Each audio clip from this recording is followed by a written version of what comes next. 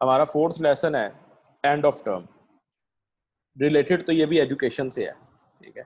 जिस तरह हमने पहला पिछला जो हमारा था एजुकेशन से रिलेटेड था, इसी तरह ये भी एजुकेशन से रिलेटेड है, लेकिन ये किसी और सेंस में रिलेटेड है, ठीक है। मतलब क्या कि किसी और सेंस में रिलेटेड है, यानी उसने स्टूडेंट के पर्सपेक्टिव से लिखा है।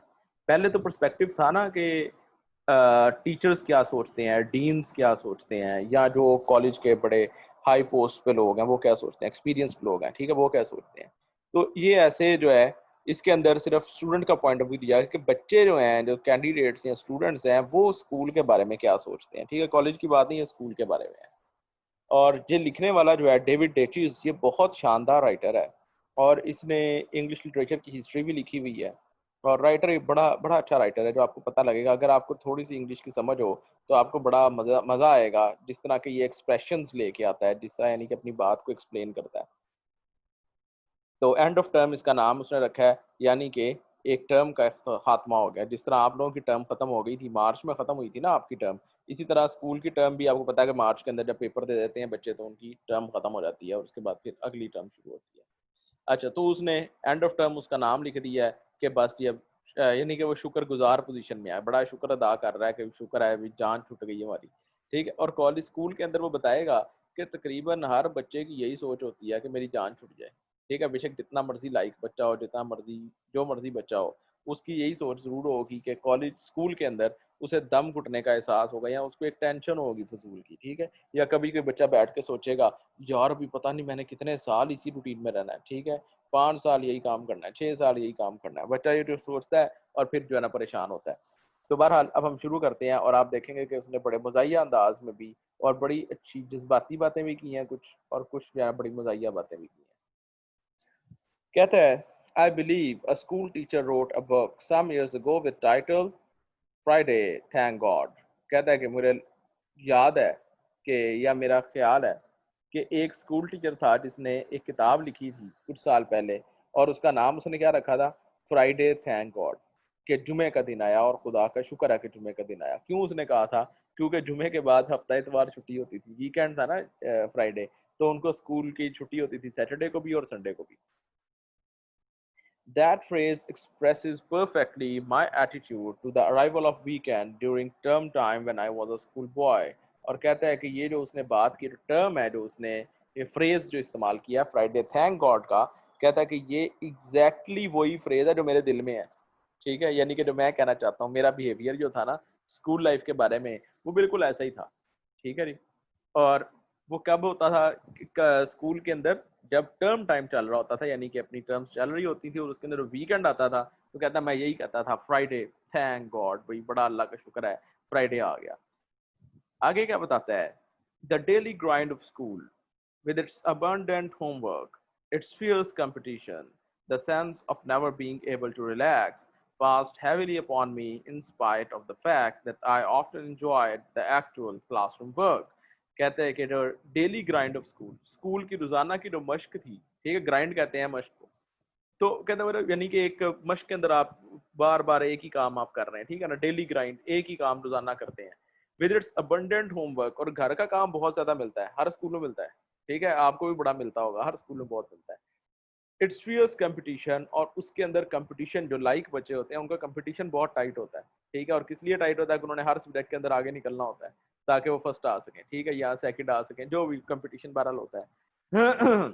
The sense of never being able to relax, और ये सेंस, ये एहसास कि मैंने कभी रिलैक्स नहीं होना, स्कूल के अंदर जब तक मैं पढ़ रहा हूँ मुझे कोई रिलैक्स करने वाला नहीं है, ठीक है। और ऐसा होता है इवन के प्ले ग्राउंड के अंदर भी रिलैक्स नहीं करने देते, ठीक है। वहाँ पे जो प्ले ग्राउंड का टीचर होता है वो अपना डिसिप्लिन मेंटेन करने के चक्कर में बच्चों को डांटता रहता है, ये ना करो वो ना करो, ठीक है ना, आप सबने देखा होगा ये। कहता है ये सब कुछ क्या था, pressed heavily upon me in spite of the fact that I often enjoyed actual classroom work। कहता है बावजूद इस हकीकत के, बावजूद इस बात के कि मैं कॉलेज के स्कूल के अंदर जो क्लासरूम का वर्क होता था मुझे बड़ा अच्छा लगता था, ठीक है, बहुत दफ़ा मैं बड़ा पसंद करता था इस काम को, और जाहिर बात है लाइक बच्चा होगा इसीलिए तो वो राइटर भी बन गया बाद में। तो कहता है कि मैं उसको बड़ा पसंद करता था, ठीक है, लेकिन उसके बावजूद ये सारा कुछ जो है मेरे ऊपर बड़ा फास्ट प्रेस्ड हैवीली अपॉन मी, यानी कि इस सब ने मुझे बड़ा परेशान कर दिया था, ठीक है। और परेशान मैंने इसको ऐसी मतलब कर दिया है, मतलब इसका स्ट्रेस हो गया, प्रेस्ड हैवीली अपॉन मी, एक सर पे बोझ आ गया जैसे, ठीक है, और असाब के ऊपर बोझ आ गया, तो आप इसको स्ट्रेस्ड आउट समझ लें सिंपल वर्ड्स में।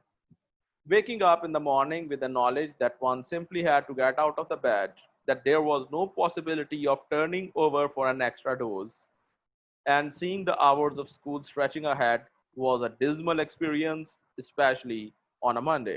कहता है कि अगर आप सुबह उठते हैं, waking up in the morning with the knowledge that one simply had to get out of the bed, के और कोई चारा ही नहीं है, सुबह उठना है और बिस्तर से बाहर निकलना ही निकलना है, ठीक है।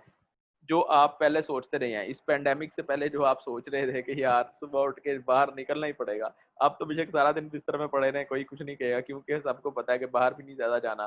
और ज़्यादा तंग बच्चों को क्या क्या कहें, बच्चों को कि तुम क्या करो, पेपर उनके वो तो इंतज़ार कर रहे हैं, और जितना वो पढ़ रहे हैं, ऑनलाइन क्लासेस भी अब शुरू हो रही हैं, तो पेरेंट्स भी आप उतना प्रेशराइज नहीं कर सकते, तो आप लोग तो इंजॉय कर रहे हैं। लेकिन जब अभी थोड़ा अर्सा पहले, 5-6 महीने पहले, जब अपने स्कूल आना होता था, कॉलेज आना होता था, तो आपको पता है फिर क्या हालत होती थी। तो कहता है कि ये आपको एहसास है भाई, सुबह उठते साथ ही आंखें खुली साथ ही एहसास, भाई यार सारा दिन आगे पड़ा है। That there was no possibility of turning over for an extra dose. ये जो आप मोबाइल को अलार्म पे स्नूज लगा देते हैं ना, ठीक है, अलार्म पे लगाते हैं ना स्नूज कि भाई 5 मिनट और सो जाएं, 10 मिनट और सो जाएं, तो कहता है कि वो स्नूज लगाने की या थोड़ी एक एक्स्ट्रा डोज की कि बंदा कहे चलो यार 5 मिनट में और सो लूँ, और आपको पता है ये 5 मिनट और 10 मिनट की जो नींद होती है, ये बड़ी पावरफुल होती है, ठीक है, बंदे को बड़ा मजा आता है इसका कि या लगता है जैसे पावर नैप ले रहा है बंदा, ठीक है।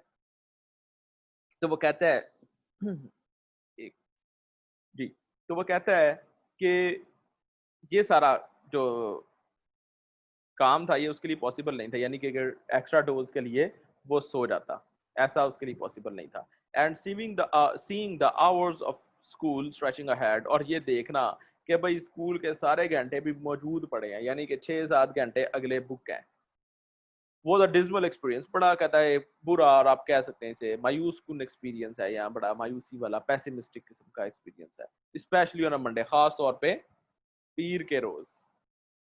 We had a maid once who would climb each morning with grim steps up to the attic floor where Lionel and I slept in one bedroom and my sister Sylvia in another, and announce in deep funeral tones, Lionel, David, Sylvia, time.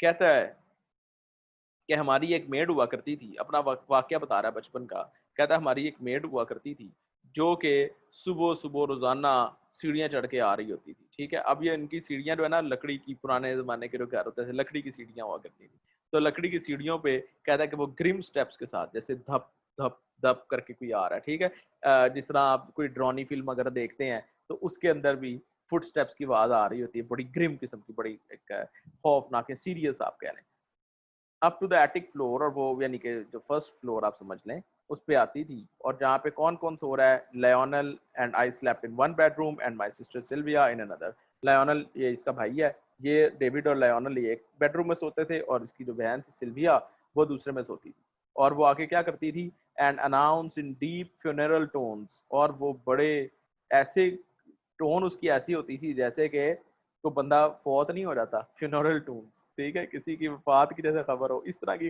Tone के अंदर आके वो कहती थी बड़ी गहरी आवाज में, लायोनल, डेविड, सिल्विया, टाइम, यानी कि उनको कहती थी चलो भाई उठो, वक्त हो गया, जैसे कि कोई मौत का फरिश्ता आ गया, चलो उठो, मौत का वक्त आ गया।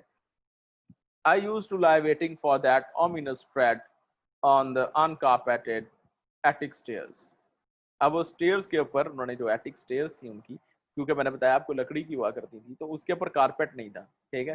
तो कहता है कि मैं हमेशा क्या करता था, आई यूज टू लाई वेटिंग, मैं आराम से लेटा होता था, इनकी जाग भी आ जाती थी, लेकिन लेट के जनाब सो इंतजार कर रहा होता था कि कब इस मेड ने ऊपर आना है, और उसने उसकी ओमिनस स्प्रेड जो है, बड़ी उसकी बदशगुनी वाली जो उसकी कदम है और चाल है, ठीक है, ट्रेड कहते हैं जो चाल होती है, आपने वो जिम में देखा ना, ट्रेडमिल से कहते हैं आप जिसके ऊपर दौड़ते हैं या वॉक करते हैं, ट्रेडमिल, वो यही वर्ड है, ट्रेड। अच्छा, ये ट्रीड नहीं पढ़ना इसे, ये ट्रेड होता है, ठीक है। और कहता है कि ऑन द अनकार्पेटेड एटिक स्टेयर्स, वो जो स्टेयर्स थी उसके ऊपर उसकी धप धप की आवाज आ रही है, और कहता है मैं उसकी आवाज सुनने के लिए बैठा रहता था, and the voice it heralded sounded in my ears like a summons to damnation। कहता है और उसकी आवाज़ जो निकलती थी, जो आवाज़ उसकी हेरोल्ड, हेरोल्ड कहते हैं जो पैगाम सुनाने वाले होते थे पुराने ज़माने में, जिस तरह आपने फर्स्ट ईयर में जब वो पढ़ रहे थे lesson a piece of string, the piece of string, उसके अंदर वो कहता है ना कि ऐलान हुआ और आके it is hereby inform to the inhabitants of this place, ठीक है, वो हेराल्ड था, वो ऐलान करने वाला होता था, ठीक है। तो ऐलान, हेराल्ड का मतलब होता ही ये है कि कोई ऐलान करने वाला, ठीक है। तो heralded, the voice it heralded, यानी कि जिस आवाज़ में ऐलान होता था, sounded in my ears like a summons to damnation, और ये मेरे कानों में ऐसे गूंजती थी, ऐसे आवाज़ पड़ती थी जैसे कि मुझे कोई बुला रहा हो। समन्स, समन्स कहते हैं जो अदालती बुलावा होता है, ठीक है। तो यहाँ पे इससे मुराद वो एक तरह से जैसे किसी को जहन्नम के लिए बुलावा आ रहा है फरिश्तों का कि भी चलो भाई तुम जहन्नमी हो गए, चलो डैमनेशन की तरफ जा रहा है बंदा, ठीक है। डैमनेशन वैसे यही इसका मतलब होता है किसी बंदे को लानत डाल दी जाए या जहन्नमी हो या अजाब की तरफ इसे बुलाया जा रहा है, ठीक है। अब अजाब क्यों कह रहा है वो, क्योंकि स्कूल का अजाब है, जो सारा दिन काम करना है ना, वो उसको अजाब लगता है। The anticipation was always worse than reality. कहता है लेकिन असल बात जो उसने बड़ी मजे की बात ये की है, कहता है कि जो मैं सोचता था, एंटीसिपेट करता था, जो मैं पहले से सोच के बैठा होता था, was always worse than reality. हकीकत इतनी बुरी नहीं होती थी जितनी मेरी सोच बुरी होती थी। यानी कि वो ओवर थिंक करता था, इमेजिन करता था। बचपन, जाहिर बात है वो राइटर है तो बचपन से ही उसकी थिंकिंग जो है वो इमेजिनेटिव होगी, और वो सोचता था कि आज स्कूल में पता नहीं क्या हो जाएगा, ऐसा होगा वैसा होगा, लेकिन वैसा कुछ भी नहीं होता था। स्कूल उसका बहुत अच्छा होता था, ठीक है, लेकिन उसकी एंटिसिपेशन, जो उसके दिन में ख्याल था, जो उसका पहले से अपने दिन में एक आइडिया बना के बैठा हुआ था, वो ज़्यादा बुरा होता था। I don't remember ever being specially unhappy in class. कहता मुझे याद नहीं है कभी कि मैं क्लास के अंदर अनहैप्पी हुआ हूँ, ठीक है, यानी क्लास के अंदर कोई नाखुशी की बात हुई हो। जिस तरह हम सब कभी ना कभी तो नाखुश होते ही हैं, ठीक है, कभी टेस्ट में अच्छे नंबर नहीं आए, कभी कुछ नहीं हुआ, लेकिन उसको याद नहीं है, वो लाइक बच्चा था, उसको नहीं याद कि कभी क्लास में अनहैप्पी रहा हो। But the oppressive weight of the knowledge of a full day's school I had remained a characteristic sensation of my childhood, and disappeared only after I had left school and entered the university। कहता है कि ये जो oppressive wait था, ये जो बहुत ही pressurise कर देने वाला वजन था, ठीक है, बहुत ज़्यादा टेंशन देने वाला वजन, किस चीज़ का, of the knowledge of a full day school ahead, के भाई आगे सारा दिन पड़ा है स्कूल का, ठीक है। ये कहता है मुझे टेंशन बहुत ज़्यादा होती थी कि जी मेरे सर पे एक प्रेशर होता था हर वक्त कि यार अभी स्कूल जाना है, स्कूल का सारा दिन पड़ा है, ठीक है। और कहते हैं remained a characteristic sensation of my childhood. कहता है और मेरे बचपन की जो सबसे मुझे अगर याद पड़ती है ना कोई मेरी फीलिंग, तो ये सबसे बड़ी फीलिंग, ठीक है, जो उसको बचपन में याद रही है। And disappeared only after I had left school and entered the university. और ये कब खत्म हुई, व्हेन ही एंटर्ड यूनिवर्सिटी, यानी कि जब उसका स्कूल से जान छुटी और यूनिवर्सिटी में गया, तो वहाँ जाकर उसकी ये टेंशन खत्म होगी। क्यों? Where the smaller number of classes to be attended and the freedom of the student to come and go meant a completely new kind of academic world। कहता है क्योंकि वहाँ पे क्लासें कम होती थी, ठीक है, और ये आपको पता है कि यूनिवर्सिटीज़ के अंदर क्लासें कम होती हैं, तादाद यानी कि उनकी कम होती है, बेशक उनके अंदर ज़्यादा चीज़ें पढ़ाई जा रही होती हैं लेकिन तादाद कम होती है, और स्टूडेंट का अपना फ्रीडम भी होता है कि किसी दिन अगर वो ऑफ करना चाहे तो वो कर भी सकता है, बेशक ऑफ ना भी करे, लेकिन एक ये सुकून होता है कि यार किसी दिन भी ऑफ कर सकते हैं, ठीक है। और कहता है meant a completely new kind of academic world, और ये लगता था जैसे एक academic world, एक नई दुनिया है, ठीक है, जिसके अंदर आप आ गए हैं और आप आज़ादी के साथ फिर रहे हैं। To wake up on a Thursday morning to feel the end of the week already lying ahead। कहता है कि जब मैं सुबह उठता था थर्सडे को, तो ये फीलिंग आती थी कि यार अगला वीकेंड बस अब सामने आ गया, ठीक है, अब बिल्कुल करीब आ गया वीकेंड। तो कहता है मैं पहले तो ये इस बात पे ही राजी हो रहता था, यानी कि जुमेरात से उसकी खुशियां शुरू हो जाती थी। Friday morning was positively rose coloured, और जो जुमे की सुबह थी वो तो कहता है बहुत ही शानदार और रोज कलर्ड थी जैसे, ठीक है, यानी कि उसको ये लग रहा है कि रोज कलर्ड वो इसलिए कह रहा है कि जैसे ये नहीं कि गुलाबी रंग की सुबह थी, मतलब इसका ये कि बड़ी खुशी वाली जना सुबह थी। The last period as each of our lessons was called on a Friday, जिस तरह हमारी क्लासेस में भी ऐसे होता है ना, क्लास को हम पीरियड कहते हैं, तो कहता है ये जिस तरह हमारे लेसन को पीरियड कहा जाता था, तो आखिरी जो पीरियड होता था ना फ्राइडे को, वॉट एवर द सब्जेक्ट, जो मर्जी उसका मजमून होता था, had its special happy flavour of the end of the week, और उसके अंदर एक बहुत ही मज़ेदार जायका होता था, और वो जायका क्या था? एंड ऑफ वीक, वीकेंड आ गया। ये बच्चा सोच सोच के ना बड़ा खुश होता था, आखिरी सब्जेक्ट का बहुत मज़ा आता था, ठीक है। और हमारे जो आखिरी सब्जेक्ट हुआ करता था, मैं अपना बता रहा हूँ, तो वो होता था आर्ट्स का, यानी कि ड्राइंग वगैरह करने का। तो और हमें जो छुट्टियाँ होती थी, क्योंकि मैं एक क्रिश्चियन स्कूल में पढ़ता था, और उस ज़माने में छुट्टियाँ फ्राइडे को भी हुआ करती थी हमें, और सैटरडे को संडे को भी होती थी, ठीक है। यानी क्रिश्चियन स्कूल था।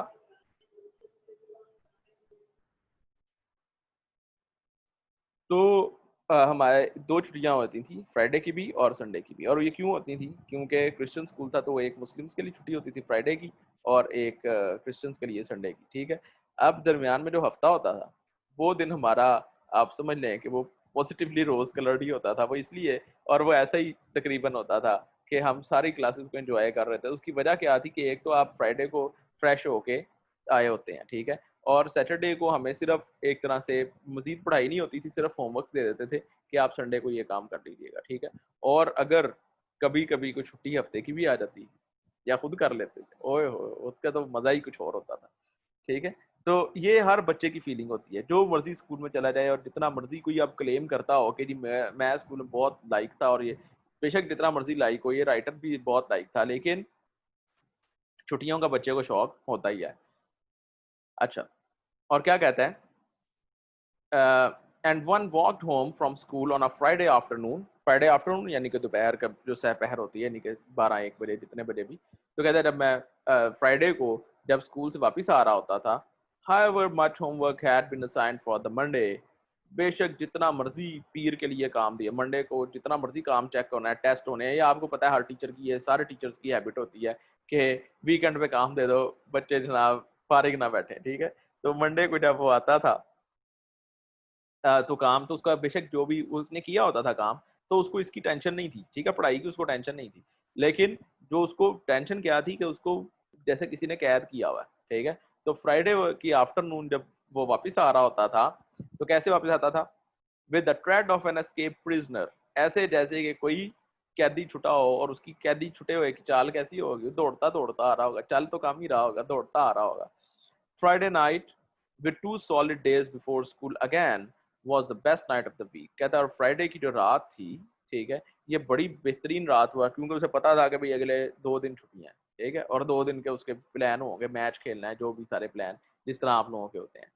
Saturday night, with still a whole day between it and Monday, was pleasant in a quite different way. और सैटरडे नाइट को भी ये पता होता था कि यार अभी कल का दिन सारा पड़ा है, ठीक है, टेंशन की कोई बात नहीं है। तो एक पूरा दिन मंडे के और सैटरडे के दरमियान जो है ना पड़ा है, यानी कि संडे का दिन, तो उसका एक अपना प्लेजेंट जो है ना एक सीन होता था। Sunday night was full of terror, sorry, Sunday night was full of the threat of Monday morning. और संडे की जो रात होती थी, वो मंडे की सुबह, यानी कि उसका थ्रेट आपके सामने होता था कि यार सुबह होने वाली है, और सुबह होगी तो फिर जनाब स्कूल का काम शुरू हो जाएगा, फिर आगे थर्सडे फ्राइडे तक यही काम चलता रहेगा। हालांकि मंडे से फ्राइडे तक कोई इतनी बड़ी बात नहीं है, 4-5 दिन ठीक है काम करना, लेकिन ग्रोन अप्स किसी और तरह सोचते हैं और बच्चे किसी और तरह सोचते हैं, ठीक। तो वो बच्चा जो है वो यही सोचता है कि पता नहीं भी क्या हो जाएगा, ठीक है। तो यहाँ तक हम इसे रखते हैं, और कल इसको हम इंशाल्लाह यहीं से स्टार्ट करेंगे।